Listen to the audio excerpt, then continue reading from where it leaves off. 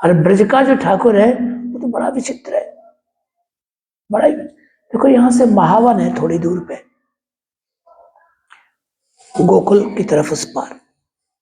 हम आपको एक बात बताते, भगवान कैसे प्रसन्न होते हैं, पता नहीं कैसे प्रसन्न होते हैं, कोई ठिकाना थोड़ी है भगवान का। वहां एक श्याम सुंदर जी का मंदिर है, उसका इतिहास हम आपको सुना रहे। कोई सेठ था, बहुत पैसा था उसके पास, भगवत भक्त था। तो उसने सोचा कि ब्रजभूमि में ठाकुर जी का एक मंदिर बनाया जाए और भगवान को विराजमान करके व्यवस्था कर दी जाए, ठाकुर जी की सेवा होती रहेगी।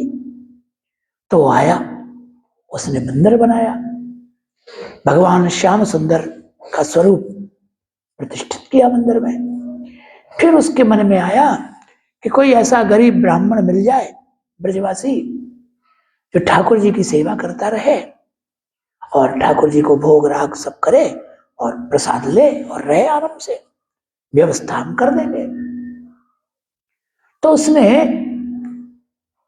वहां के लोगों से कहा, महावन के लोगों से, कि भाई हमको कोई ऐसा ब्राह्मण बताओ, गरीब आदमी जो ठाकुर जी की सेवा भी करे और उसके भगवान को भोग लगावे, पावे और मजे से रहे। तो एक बहुत गरीब बिना पढ़ा लिखा ब्रजवासी ब्राह्मण था। लोगों ने कहा ये कुछ काम करता नहीं है, इसी को लगा दो सेठ जी, बहुत अच्छा है। गरीब आदमी, खेती बाड़ी कुछ है नहीं इसके, तो गरीब है, लगा दो। तो उसको कहा कि तुम सेवा कर लो। बोले हाँ कर लेंगे, क्यों नहीं कर लेंगे सेवा। तो कहा ठीक है। उसकी मनोवृत्ति क्या थी कि वो भगवान को अपना मित्र मानता था और उम्र में छोटा मानता था। उसके भाव की बात है, भाव जगत में भगवान को छोटा मित्र मानता था, छोटा है। दूसरा, नंद बाबा का बेटा है, तो नंद बाबा जाति से वैश्य है, तो मानता था बनिए का बेटा है, मित्री तो है, इसको तो कैसे भी मूर्ख बनाया जा सकता है। ठाकुर जी को ही मूर्ख समझता था, बोलो। और पैसे वाले का बेटा है, नंद बाबा तो राजा है ब्रज के, तो भैया राजा का बेटा है, पढ़ा लिखा तो ये भी कुछ नहीं है, कृष्ण क्या पढ़े हैं। वो सोचता था ये भी तो कुछ पढ़ा लिखा नहीं है, तो मेरी इसकी बढ़िया पट रही है।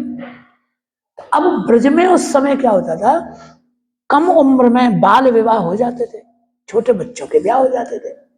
अब उसका भी बचपन में ब्याह हो गया, अब बहू आ गई। अब बहू आ गई, पति देवता तो कमावे दबावे कुछ नहीं, तो पत्नी बड़ी दुखी बेचारी, बार बार उससे कहे कुछ तो कमाओ कुछ तो पत्नी को मूर्ख बनाता, अपने आप को बड़ा बुद्धिमान समझता था।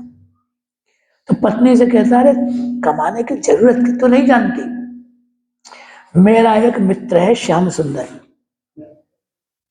पट्टा है मेरा, चेला है और बहुत पैसे वाला है, अपन को कमाने की क्या जरूरत, किसी दिन मिल गया, जिस दिन मिल गया उस दिन तू जो कहेगी वही लाके दे दूंगा तुझको, सारी समस्याएं खत्म। बस चला, मिल नहीं रहा है अभी, मिलते ही सारा काम कर दूंगा। संजोग ऐसा बना कि वो श्याम सुंदर ठाकुर जी का नाम और वो मंदिर में हो गया पुजारी।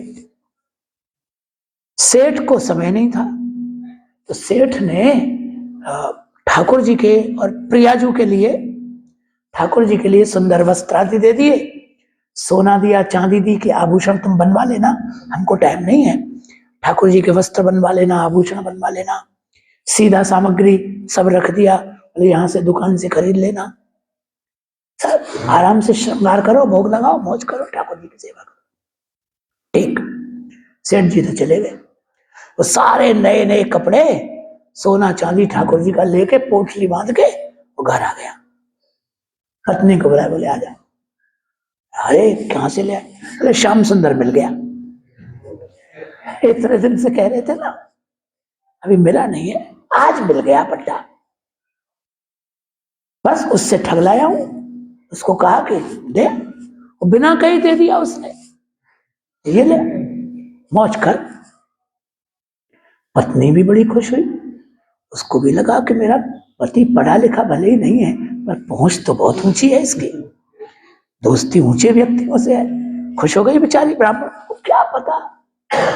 अब ठाकुर जी का तो शब्द आया घर में, ठाकुर जी, अब उसको तो कोई काम नाम था नहीं, भाव वाला आदमी था, भावुक था, हृदय से प्रेम करता था भगवान से। अब वो सवेरे सवेरे मजे से सोए, तो सूर्योदय के बाद तो वो खुद ही उठे। अब आप सोच ही लो कि पुजारी जी जब 8 बजे उठेंगे तो ठाकुर जी की मंगला कितने बजे होगी, सोचो। देर में उठे, फिर नहावे धोवे मजे से और 9-10 बजे तक मंदिर पहुंचे, मंदिर की बुहारी वुहारी करके, और ठाकुर जी दिगंबर खड़े थे क्योंकि कपड़े लत्ते तो सब घर में दे आया, दिगंबर खड़े थे। तो सब मंदिर बुहार वुहार के और ठाकुर जी का मंदिर खोल दे, तो मंगलम मंगलम करके और भगवान को कहे कि लाला देखो कोई जल्दी तो है नहीं, अपना कौन सा ऑफिस खुला हुआ है, समय पे पहुंचना है, और हमने सुना है तुम रात में रास करने जाते हो, तो रात्रि में रास करते हो, सोते सोते देर हो जाती होगी, तो जल्दी जगने की जरूरत ही क्या है, क्या जरूरत है इतनी जल्दी जगो, आंखों में जलन होगी, नींद भरी होगी, मजे से सो, मजे से जगो, काम क्या है, राजा के बेटे हो, तुमको क्या जरूरत काम करने। बस हो गया मंगल। ठाकुर जी को समझा दे कि बढ़िया समय से जगो, नींद भर के सो। अब स्नान का समय हो तो फिर ठाकुर जी के पास आ जाए, बोले देखो लाला, अब देखो भाई, तुम गर्म पानी से नहाओगे कि ठंडे पानी से नहाओगे, एक लोटे पानी से नहाओगे कि एक बाल्टी से, अब ये पता तो है नहीं तुम्हारा कि तुम गर्म या ठंडे पानी से नहाओगे, कितने से नहाओगे, ये पता तो है नहीं। तो फिर एक काम करो ना, सामने जमुना जी बह रही है, नहाओ जाके, जैसा मन करे वैसे नहाओ। बस कह दे ठाकुर जी को, हो गए स्नान,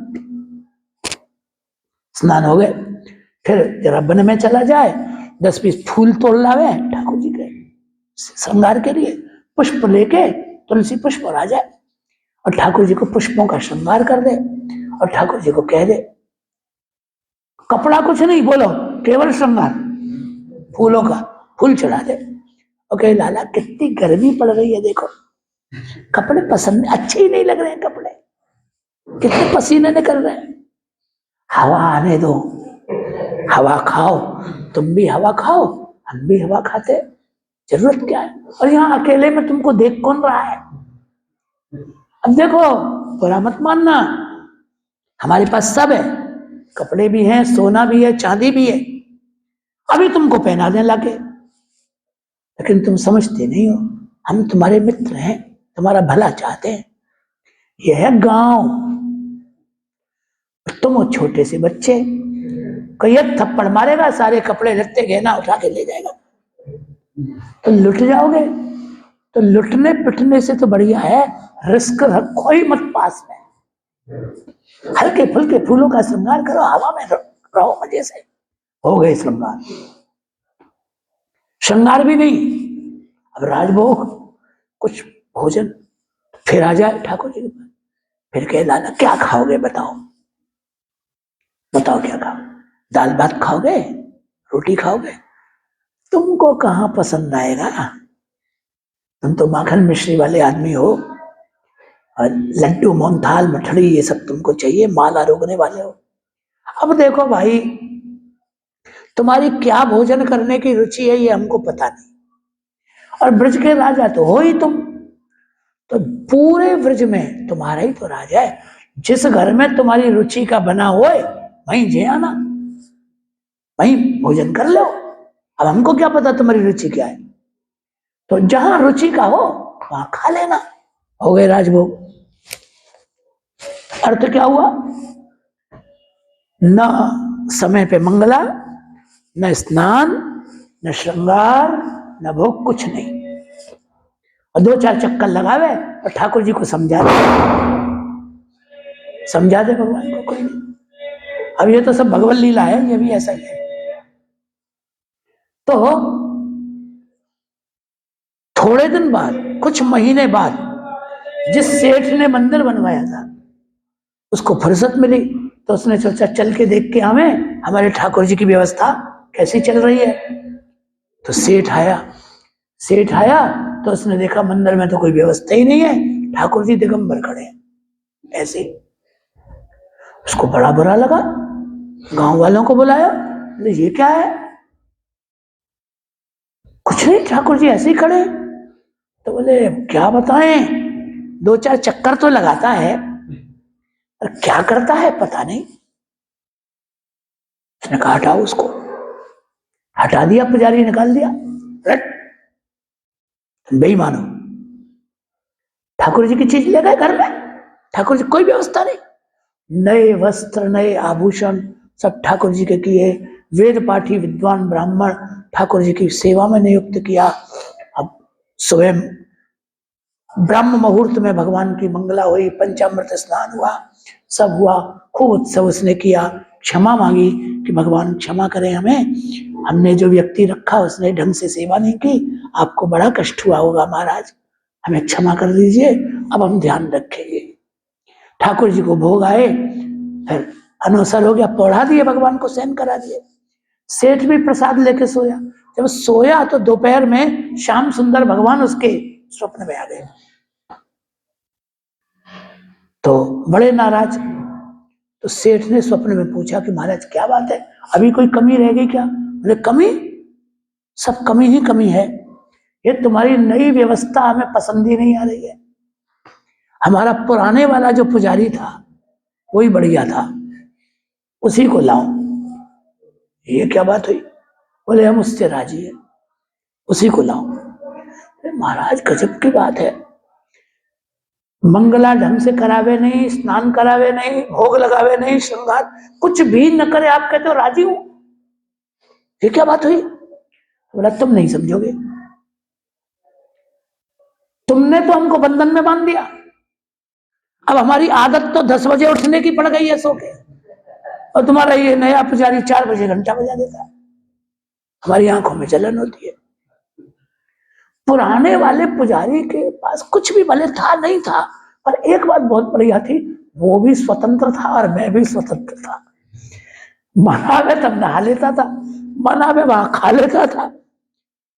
अब हमको तो दिगंबर रहने की आदत है, खुली हवा ले रहे हैं, और तुम्हारे भारी भारी कपड़े आभूषण हमको सुहाते ही नहीं है, हमको चुभ रहे हैं सब, इसलिए भाई हम तो नहीं रहेंगे यहाँ। हमारे पुराने जो मुखिया जी थे उनको ही बुलाओ। सेठ जगा तो घबराया एकदम से, फिर उस ब्राह्मण को बुलवाया, क्या कर रहे हो? बोले कुछ नहीं कर रहे, तुमने तो हमको निकाल दिया, इसलिए अब हम न कुछ खाएंगे न पिएंगे, तो ऐसे ही मर जाएंगे, ये हमारा मित्र है और तुमने हमको यहां से इससे मिलने से रोक दिया। तो बोले भाई साहब आप नाराज मत हो, आपका मित्र भी नाराज है, अब ऐसा है मैं व्यवस्था तो कर दिया करूंगा पर मैं नहीं आया करूंगा, मुझे न तो तुम समझ में आए और न तुम्हारे ठाकुर जी समझ में आए, न कोई व्यवस्था समझ में आई, ठाकुर जी भी समझ में नहीं आई, ये कोई प्रसन्न होने वाली हरकतें हैं? अब भगवान राजी, बोलो आज भी है मंदिर वो,